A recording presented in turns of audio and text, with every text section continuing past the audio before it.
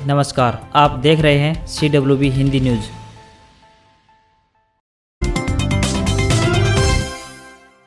हरियाणा में दिल्ली सीमा पर चल रहे किसानों के धरने और जाम को लेकर सुप्रीम कोर्ट के आदेश के बाद में सरकार द्वारा गठित राज्य स्तरीय हाई पावर कमेटी की पहली बैठक गृह मंत्री अनिल विज की अध्यक्षता में हुई, जिसमें हरियाणा के DGP और बाकी अधिकारी भी पहुंचे हुए थे। सभी ने वर्तमान हालात व चल रही बातचीत को लेकर मंथन किया। इसके साथ ही आगे के लिए किस प्रकार से बातचीत कर कदम उठाए जाने हैं, इस पर रणनीति तैयार की गई। राज्य के दिल्ली से लगते इलाकों में धरने व हाईवे बंद होने से होने वाली तकलीफ और रास्ता खुलवाने के लिए गठित कमेटी को लेकर नामों की सूची व अधिसूचना जारी कर दी गई है।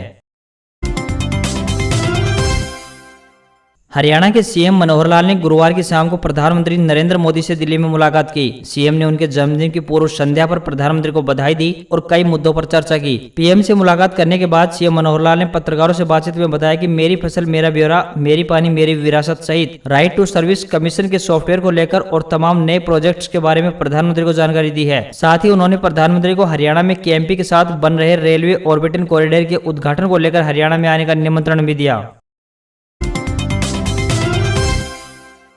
हरियाणा कर्मचारी चयन आयोग द्वारा 18 और 19 सितंबर को सुबह और शाम की सेशन में हरियाणा पुलिस फीमेल कांस्टेबल यानी GD को लेकर परीक्षा का आयोजन किया जा रहा है। ऐसे में महिला परीक्षार्थी इस परीक्षा में समय पर पहुंच सके, इसके लिए जींद डिपो प्रबंधन ने पूरी तैयारी कर ली है। परीक्षा वाले दिन परीक्षार्थियों के लिए स्पेशल बसें चलाई जाएंगी। परीक्षा के लिए यमुनानगर, करनाल, अम्बाला व पंचकुला के साथ साथ कुरुक्षेत्र में भी सेंटर बनाए गए हैं। ऐसे में परीक्षा देने वाले युवतियों के साथ उनके परिजन भी जाएंगे। बसों में भीड़ न रहे और परीक्षार्थी समय पर परीक्षा केंद्र पर पहुंच सके, इसका विशेष प्रबंध किया गया है। 10 बसों को इन 2 दिनों में रिजर्व रखा जाएगा। जिस भी रूट पर ज्यादा परीक्षार्थी जाने के लिए तैयार होंगे, उसी रूट पर बसों को चला दिया जाएगा।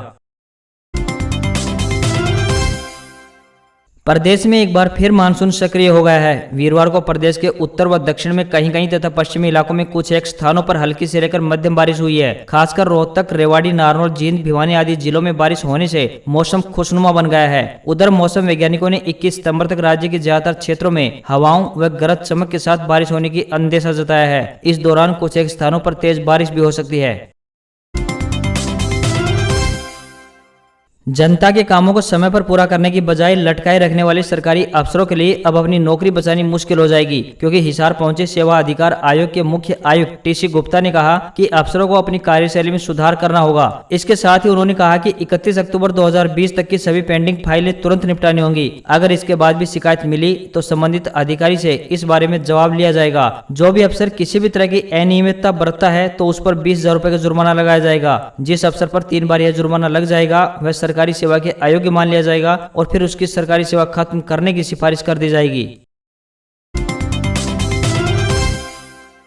हरियाणा में भ्रष्टाचारियों पर CM Manohar Lal public dealing seat पर 3 साल से जमे कर्मचारी रडार पर। हरियाणा के मुख्यमंत्री मनोहर लाल ने अपने मिशन एक्शन अगेंस्ट करप्शन की मुहिम को तेज कर दिया है। हालांकि उन्होंने साल 2014 में सत्ता की बागडोर संभालते ही कार्यों में पारदर्शिता लाने के उद्देश्य से भ्रष्टाचार के प्रति जीरो टॉलरेंस की नीति पर काम करते हुए कई विभागों में डिजिटलाइजेशन को बढ़ावा दिया और गरीब वर्ग के लिए लागू की गई कल्याणकारी योजनाओं के लिए आवेदन से लेकर धनराशि मिलने तक सब प्रक्रिया को ऑनलाइन कर दिया। आरंभ से ही मुख्यमंत्री ने चार्ज शीटेड कर्मचारी व अधिकारियों को पब्लिक डीलिंग के स्थानों से हटाकर हेडक्वार्टर्स पर भेजने के आदेश दिए हुए हैं, ताकि अपने रोजमर्रा के कार्यों में भ्रष्ट व टरकाऊ किस्म के अधिकारी व कर्मचारियों से प्रदेश की जनता को परेशानी का सामना न करना पड़े। प्रधानमंत्री किसान सम्मान निधि योजना का गलत तरीके से लाभ पाने वाले किसानों पर अब सरकार ने अपना कड़ा रुख अपना लिया है। ऐसे लोगों से योजना की राशि वापस ली जाएगी। इसके लिए किसानों की सूची बनाकर कुछ किसानों को योजना से मिले पैसे जमा कराने के लिए बोल दिया गया है। कृषि विभाग की माने तो गन्नौर में ऐसे सम्मान निधि पाने वाले 395 किसान हैं, जिनसे करीब 39,84,000 रुपए की रिकवरी की जानी है। इनमें गलत तरीके से योजना का लाभ लेने वाले, सरकारी नौकरी पाने वाले व आयकर रिटर्न भरने वाले किसान हैं। ज्ञात रहे कि प्रधानमंत्री किसान सम्मान निधि योजना की शुरुआत 1 दिसंबर साल 2019 में की गई थी। राज्य सरकार ने मुख्यमंत्री विवाह शगुन योजना के तहत पात्र व्यक्तियों को दी जाने वाली शगुन की राशि में बढ़ोतरी की है। योजना के तहत मुख्यमंत्री विवाह शगुन योजना के तहत अनुसूचित जाति, जनजाति व टपरीवास समुदाय के लोग जो गरीबी रेखा से नीचे जीवन यापन करते हैं, उनकी लड़कियों की शादी के अवसर पर दी जाने वाली शगुन की राशि को 51,000 रुपए से बढ़ाकर 71,000 रुपए कर दिया गया है। अब इस योजना के तहत शगुन के तौर पर 66,000 रुपए की राशि शादी के अवसर पर या उससे पहले तथा 5,000 रुपए की राशि शादी का रजिस्ट्रेशन प्रमाण पत्र जमा करवाने के उपरांत 6 महीने के भीतर दी जाएगी। हरियाणा सरकार ने नूंह जिले में स्थित सभी राजकीय औद्योगिक प्रशिक्षण संस्थानों में दाखिला लेने वाली सभी छात्राओं को 1,000 रुपए मासिक की दर से प्रोत्साहन राशि देने का निर्णय लिया है। कौशल विकास एवं औद्योगिक प्रशिक्षण विभाग के प्रवक्ता ने बताया कि यह प्रोत्साहन राशि तभी दी जाएगी यदि प्रत्येक तिमाही में छात्रा की हाजिरी कम से कम 80% हो और वह नूंह जिले के स्थायी निवासी हो। अंतिम तिमाही की राशि सभी विषयों में फाइनल परीक्षा देने के बाद ही दी जाएगी। यह प्रोत्साहन राशि छात्रा को मिलने वाली अन्य छात्रवृत्तियों व लाभों के अतिरिक्त होगी और सीधे उसके बैंक खातों में जाएगी। हरियाणा सरकार का बड़ा फैसला, दोबारा होगा 45 नगर पालिकाओं और परिषद की चेयरमैनी का ड्रा, पहले हुआ आरक्षण रद्द होगा। हरियाणा में 45 नगर परिषद व पालिकाओं की प्रधानी के लिए 3 महीने पहले हुआ आरक्षण रद्द कर दिया गया है। अब निकाय विभाग ने दोबारा ड्रा निकालने के लिए 22 सितंबर की तारीख तय की है। बता दें कि प्रदेश में 45 नगर पालिका और नगर परिषद के चेयरमैन पदों के लिए 22 जून को आरक्षण हुआ था, लेकिन सरकार ने इसे लेकर जारी की गई अधिसूचना रद्द कर दी है और अब नए सिरे से इन 45 निकायों में चेयरमैन पद को आरक्षित करने के लिए पंचकुला के शहरी निकाय निदेशालय के कार्यालय में बुधवार 22 सितंबर को दोपहर 12:30 बजे यह ड्रा होगा। हरियाणा सरकार का फैसला, परिवार पहचान पत्र से जोड़ा जाएगा स्मार्ट कार्ड, मिलेगा सभी योजनाओं का लाभ। अधिकारियों की बैठक में मुख्यमंत्री मनोहर लाल ने कहा कि परिवार पहचान पत्र बनाने की ऐसी योजना बनाने वाला हरियाणा देश का पहला राज्य है। अभी तक इस योजना को देश ही नहीं बल्कि विदेश में भी शुरू नहीं किया गया है। इसके माध्यम से हर पात्र परिवार को सभी सरकारी योजनाओं व सेवाओं का लाभ मिलेगा। उन्होंने कहा कि सरकार अंत्योदय की भावना से यह योजना लेकर आई है, इसलिए सभी विभागाध्यक्ष 1 नवंबर 2021 तक अपने अपने विभागों की स्कीमों व सेवाओं को इस योजना से जोड़ना सुनिश्चित करें।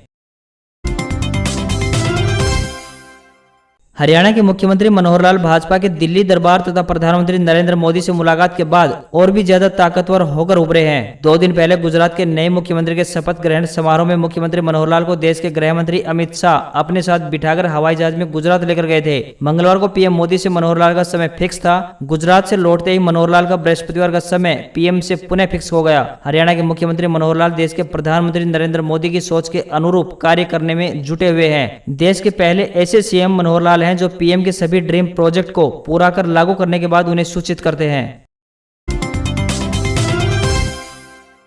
हरियाणा में कोरोना संक्रमण पर काफी हद तक अंकुश लगाए जाने के बाद अब 20 सितंबर से पहली से तीसरी तक की कक्षाएं लगनी शुरू होंगी। शिक्षा मंत्री कंवरपाल गुर्जर ने जहां 1 अक्टूबर से इन कक्षाओं को शुरू करने की बात कही थी, वहीं अब सरकार ने 20 सितंबर से इन कक्षाओं की ऑफलाइन पढ़ाई शुरू करने का फैसला किया है। सरकारी स्कूलों में सुबह 9 बजे से लेकर दोपहर 12 बजे तक ये कक्षाएं लगेंगी। 1.5 साल में यह पहली बार है जब स्कूलों में सभी कक्षाएं लगेंगी। माता पिता की लिखित अनुमति के बाद ही स्कूल में प्रवेश दिया जाएगा। हरियाणा में निकली बम्पर भर्ती, कृषि विभाग में सैकड़ों पदों पर मांगे गए आवेदन। हरियाणा में कृषि विभाग में सैकड़ों पदों पर नौकरी के लिए आवेदन आमंत्रित किए गए हैं। इन पदों पर भर्ती के लिए प्रक्रिया 16 सितंबर 2021 से प्रारंभ होगी और आवेदन की आखिरी तारीख 6 अक्टूबर 2021 तय की गई है। जीएसटी काउंसिल की बैठक आज। जीएसटी के दायरे में आए पेट्रोल डीजल तो 28 रुपए तक दाम गिरेंगे। पेट्रोलियम उत्पादों को जीएसटी के दायरे में लाने के प्रस्ताव पर वित्त मंत्री निर्मला सीतारमण की अध्यक्षता वाली समिति आज यानी शुक्रवार को लखनऊ में जीएसटी काउंसिल की 45वीं बैठक में विचार करेगी। 84 रुपए हो सकती है पेट्रोल की नई कीमत। पेट्रोल डीजल के जीएसटी के दायरे में आने पर पेट्रोल 28 रुपए तो वहीं डीजल 25 रुपए तक सस्ता हो जाएगा। अभी देश में कई जगहों पर पेट्रोल 110 रुपए और डीजल 100 रुपए प्रति लीटर के पार निकल चुका है।